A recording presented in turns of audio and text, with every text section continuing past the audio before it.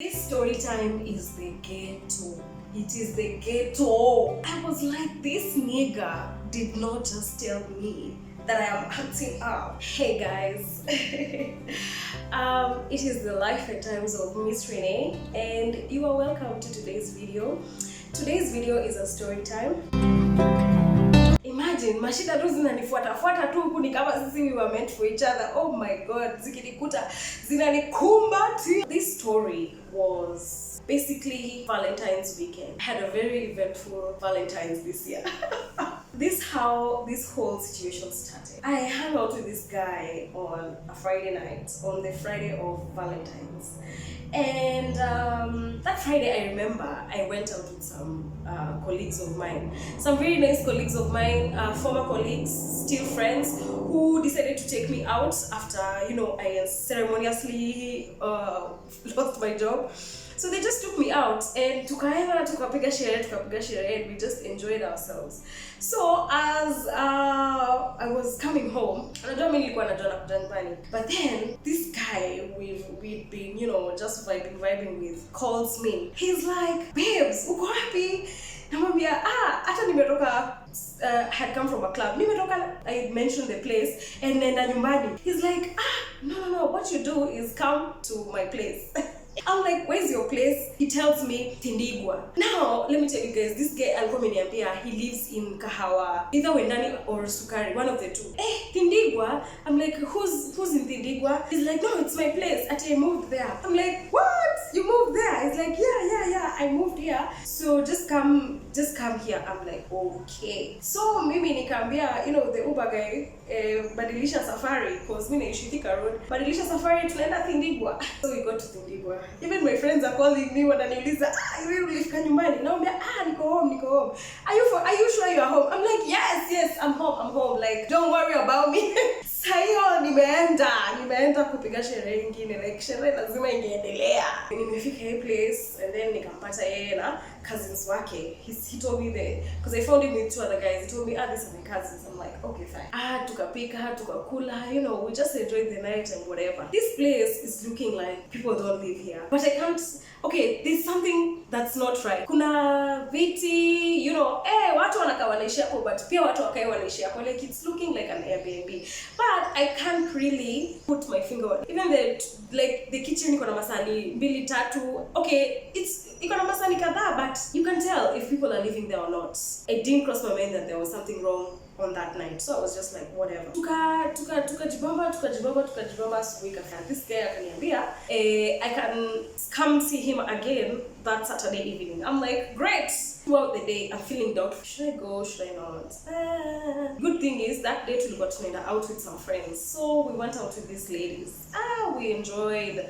Tukajibamba, we drank, blah, blah, blah. So we were 4. 2 of the ladies left early, and then 2 of us took a baki, and we left around 8:20, 8:30 there. So just say on the club inaanza ku shut down. The DJ is playing slower music, whatever. Mr. President, we need to go out till morning. We need to go and unatoka club ukinukia vizuri kama venye ulienda. As in, after hauja sweat, please. That's not dundani ile sweat gubi like maji na kumwagikia. I mean, sweat is dripping all over you. Tukatoka club.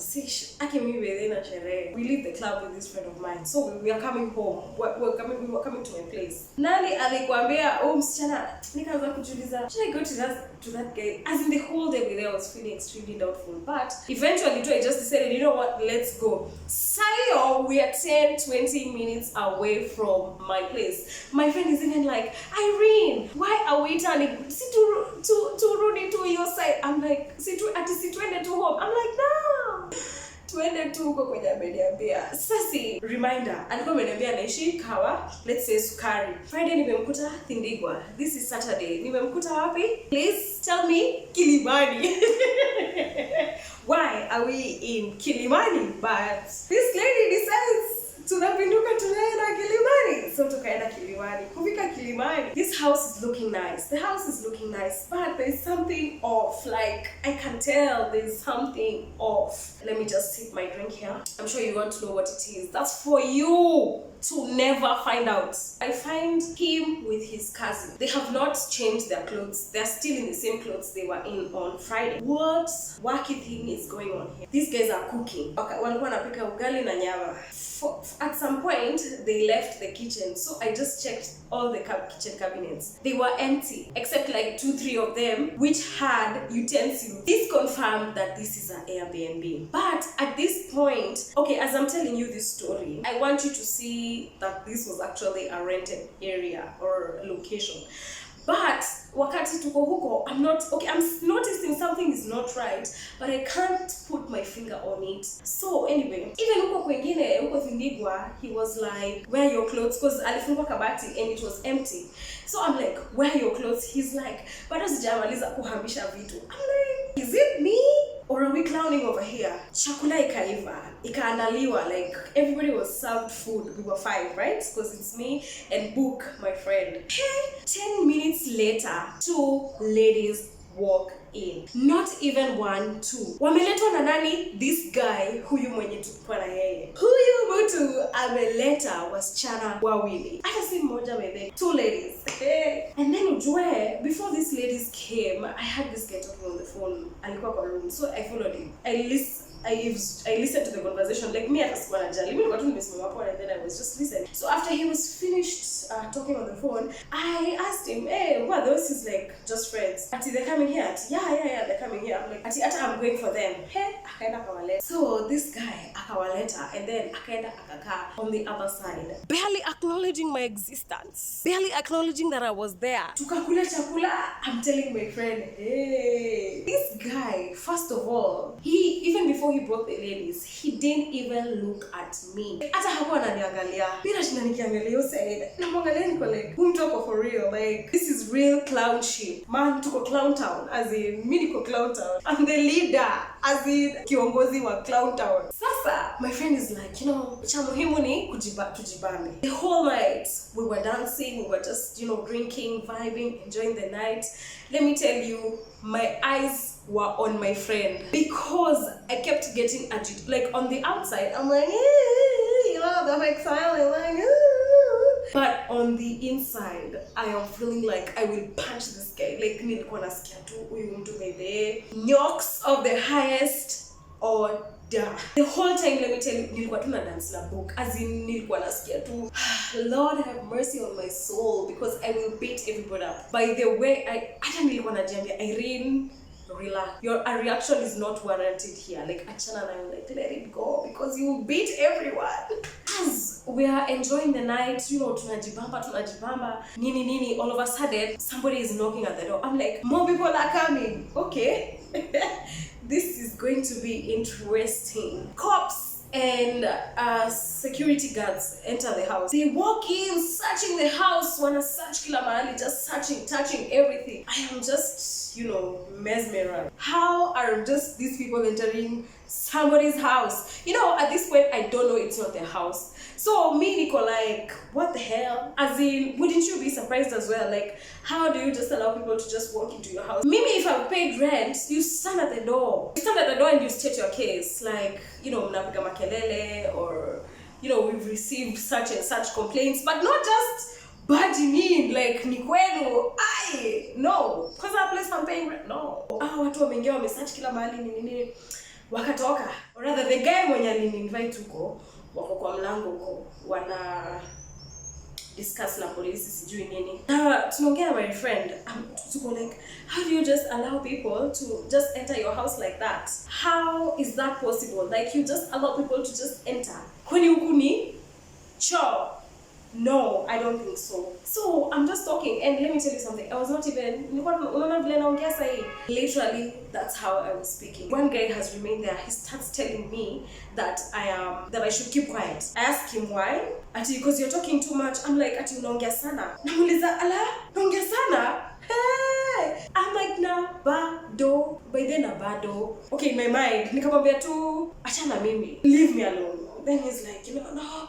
Wacha kuongea sana, sijui nini, namwambia nyamaza, achana na mimi. Like this far I've come, I'm quiet, I'm calm, I'm even like nimejaribu. Otherwise just shut up, like leave me alone. Hey, all of a sudden, amekuja, this guy amekuja sasa anaanza kuni, hey, ati you're acting up. Acting up.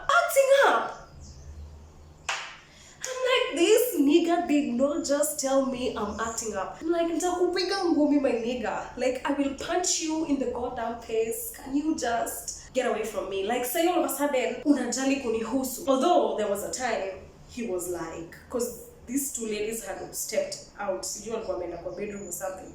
So he was like, ati babe, ananita babe. I'm like, babe, unashinda ukiniita unanitea nini? And let me tell you something. I'm like, babe, ndo ananiita nani? Ati babe, uko sawa? I'm like, why do you even give a damn if I'm okay? In my mind, don't talk to me. Do not talk to me. Talk to the hand. This guy, akona audacity. So audacious. Anakuja ananiambia, you're acting up. I'm like, by the way, imagine nabado. If you think I'm acting up, nabado. Anyway, I just was like, whatever. So nikanyamaza, nikatoka. I stopped talking. Sherehe ikaendelea, tukajibamba. Then eventually, masaa kwenda kulala ikafika. So everybody just went to sleep or whatever. There was a commotion in the middle of the night, but you know, whatever. So anyway, tumelala. My friend and I left the earliest possible chance we got. I will not fight for a guy. Let me tell you a side story, guys. I have ever hit a girl because of a guy. I have ever actually. And it was in primary school. And I will admit it. I hit that lady and she was my best friend. Nilimgonga kwa sababu I was feeling insecure at the guy I had a crush on. And I'm like, so I hit her.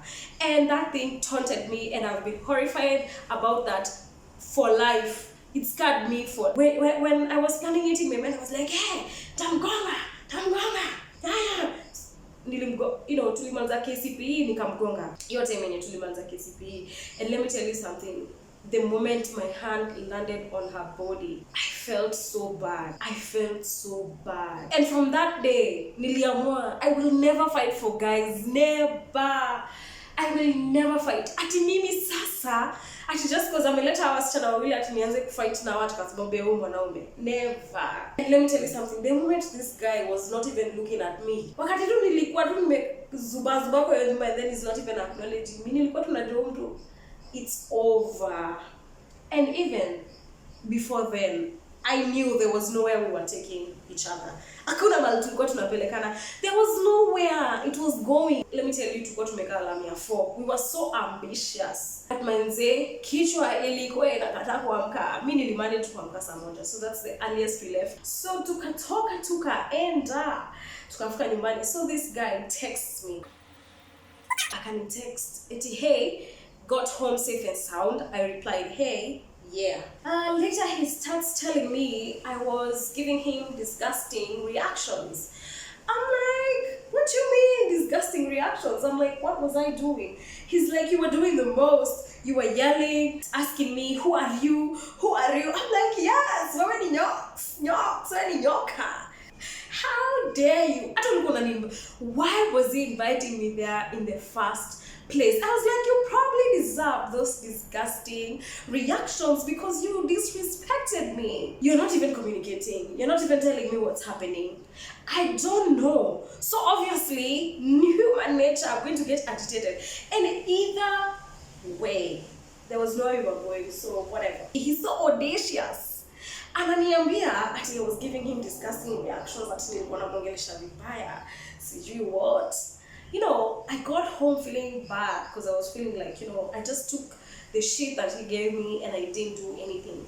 But the fact that I actually, told him and called him out of his name made me feel very nice because I was like, you know what? You deserved it, nigga. That's what you deserved. You deserved every word that came out of my mouth because you are very, extremely, to the end of this earth, disrespectful.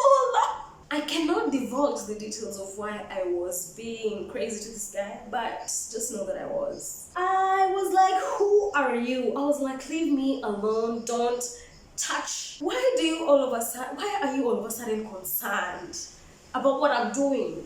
So you just continue staying over there, where you are in your little corner with your 2 girls. Yes, nilikuwa nasikia vibaya. Kwani wewe huwezi? Imagine in Nairobi we will stop madharau. Tutawacha madharau.